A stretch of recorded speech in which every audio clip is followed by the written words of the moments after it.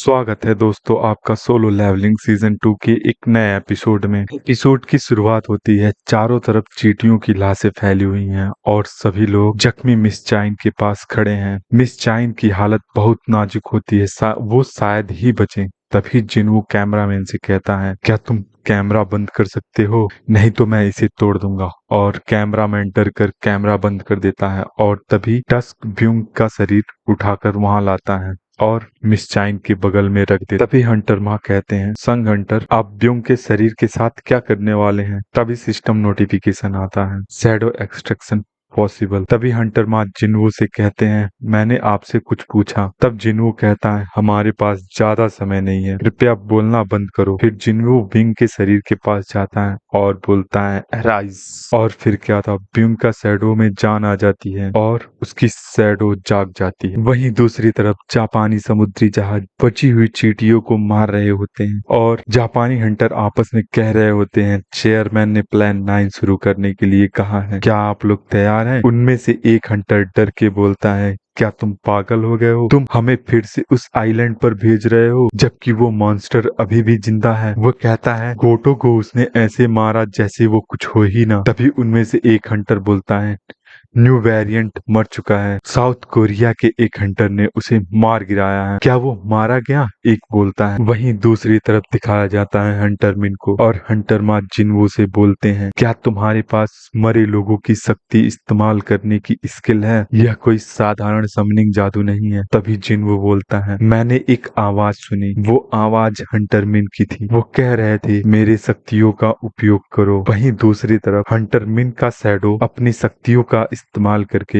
Hunter चाइन को ठीक करने लगता है। तभी उसे ऐसा करता हुआ देख जिनवू कहता है, मैं बता सकता हूँ यह अपनी लाइफ में कैसा इंसान रहा होगा। यह तुरंत हंटर चा को ठीक करने के लिए चला गया बिना मेरे आदेश दिए। यह एक दयालु और केयरिंग तरह का इंसान रहा होगा। हंटर बेक्यून कहते हैं, अब मैं समझ गया, यह क्यों नहीं चाहता था कि ये सब टीवी पर आए। इसके पास यह भी एक राक्षसी शक्ति है, लेकिन मिन के साथ ही उसने ऐसा क्यों किया। और कहता है, हंटर संग, अगर आप हंटर की तरह आगे लड़ना चाहते हैं तो मुझे उम्मीद है मिन की शक्ति आपके बड़ा काम आएगी। लेकिन यह लड़ाई से हमेशा नफरत करता था और मैं चाहता हूँ कि यह फिर से लड़ाई के मैदान में न जाए। तभी जिनवू कहता है, तुमने मेरा कंधा फिर से पकड़ लिया, लेकिन इस बार तुम मुझे ऑर्डर देने की बजाय रिक्वेस्ट कर रहे हो। और फिर जिनवू कहता है, तुम चिंता मत करो, मैं भी यही सोच रहा हूँ। और फिर वह हंटर मिन के शैडो को आजाद कर देता है। फिर मिन की शैडो हवा में विलीन होने लगती है और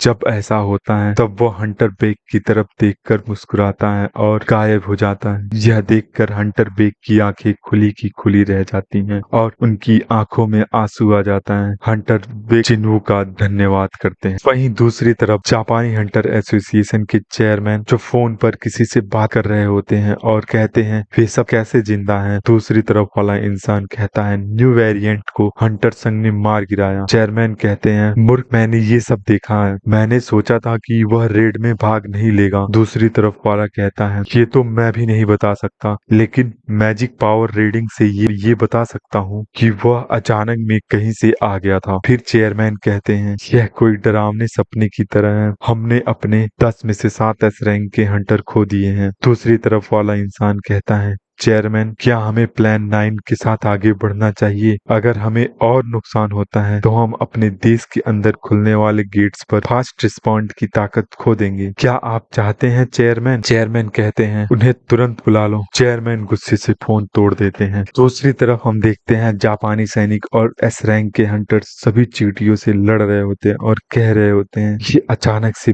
बाहर क्यों आने लगे। मुझे लगता है इनकी क्वीन मर चुकी है, इनके लीडर के मरने की वजह से ये सब इधर उधर भाग रहे हैं, लेकिन हमें कुछ भी करके इनको मेनलैंड तक नहीं पहुंचने देना है। वहीं दूसरी तरफ सब लोग चींटियों के घोंसले से भागकर हेलीकॉप्टर पर चढ़ रहे होते हैं। कैप्टन कहते हैं, जिनवू कहाँ है। वे कहते हैं, वे पीछे रहकर बची हुई चींटियों और उनके अंडों को खत्म करना चाहते हैं। मुझे यह कहते हुए शर्म आ रही है, हमारी जो हालत है, हम बस उनके स्पीड को स्लो करेंगे और हमें हंटर चा को जल्द से जल्द यहाँ से वापस ले जाना। जिन्हों उधर बची हुई चींटियों और उनके अंडों को खत्म कर रहा होता है, वो शैडो मोनार्क की तलवार निकालकर चींटियों के ऊपर हमला वार करने लगता है और सबको चुन चुन कर मारने लगता है और अपने शैडो सोल्जर्स से कहता है अब आगे का मैं तुम सब पर छोड़ता हूँ। और जैसे जैसे जिन्वू चींटियों को हमला करके उनको मार रहा होता है, उसका लेवल अप हो रहा होता है और अंत में उसका लेवल 100 पर आ जाता है और जिन्वू कहता है फाइनली अब मैं लेवल 100 पे आ गया हूँ। जिन्वू एंट किंग की डेड बॉडी के पास जाकर कहता है यह मरने के बाद भी टन्स ऑफ ऑरा छोड़ रहा है। तभी उसको सिस्टम नोटिफिकेशन आता है शैडो एक्सट्रैक्शन पॉसिबल और फिर जिन्वू कहता है अराइज और फिर क्या था, चारों तरफ अंधेरा छा जाता है और फिर अचानक से एक रोशनी होती है और उस रोशनी में से एंट किंग निकलता है और कहता है आई एम बैक। फिर जिन्वू बोलता है मुझे लगा एक्सट्रैक्शन फेल्ड हो गया, ठीक है एक और चींटी। तभी एंट किंग कहता है माय किंग और ये सुनकर जिन्वू हैरान हो जाता है और कहता है तुम बोल सकते हो। एंट किंग कहता है हाँ, और ये सुनते ही जिन्वू की आंखें खुली की खुली रह जाती हैं और कहता है मेरी कोई भी शैडो बोल नहीं सकती तो यह कैसे। जिन्वू इतना सोच ही रहा होता है तभी एंट किंग कहता है माय किंग मुझे कोई नाम दीजिए। तभी सिस्टम नोटिफिकेशन आता है लेवल 1 जनरल रैंक, इसका नाम चुनिए। जिन्वू कहता है यह एक नया रैंक का है इसीलिए यह बात कर सकता है। तभी जिन्वू कहता है एंटमैन से मैं वही हूँ जिसने तुम्हें मारा है, क्या तुम तब भी मेरी बात मानोगे और मेरी सेवा करोगे। एंट किंग कहता है आपके हाथों मेरी मौत नहीं हुई है, पुनर्जन्म हुआ है और मैं कसम खाता हूँ इटर्निटी तक आपकी सेवा करने का, प्लीज मुझे नाम दीजिए। फिर जिन्वू उसे बेरू नाम देता है। एंट किंग कहता है मैं धन्य हुआ। जिन्वू कहता है अब तुम अपना काम करो और मैं अपना काम करता हूँ। फिर वो सभी मरी हुई चींटियों की शैडोज को जगा देता है। उधर सारी बेकाबू चींटियां उधर उधर भाग रही होती हैं, हंटर उनको रोकने में लगे होते हैं। तभी ये देखकर बेरू कहता है 4000 चींटियां बिना अपने लीडर के वे सभी दिशाओं में उड़ रही हैं। जिन्वू कहता है क्या अभी भी यह इतनी संख्या में है, क्या तुम मेरे लिए कुछ कम कर सकते हो। वो बेरू से कहता है और बेरू कहता है जैसी आपकी इच्छा माय किंग। वहीं दूसरी तरफ बाकी हंटर्स हेलीकॉप्टर से जा रहे होते हैं, तब उन पर बहुत सारी चींटियां एक साथ हमला कर देती हैं और फिर जिन्वू काइजल पर आकर उन सबको एक साथ मार देता है और ऐसा करते देख सबकी आंखें खुली की खुली रह जाती हैं और इसके बाद लगभग सारी चींटियां वहां से खत्म हो जाती हैं और लोग जश्न मनाने लगते हैं। युद्ध समाप्त होता है, सभी हंटर वापस आ जाते हैं, लेकिन इस जंग में बहुत सारे जाने गई हैं और अंत में इंसानियत की जीत हुई। उधर जापानी सैनिक भी वापस जा ही रहे होते हैं।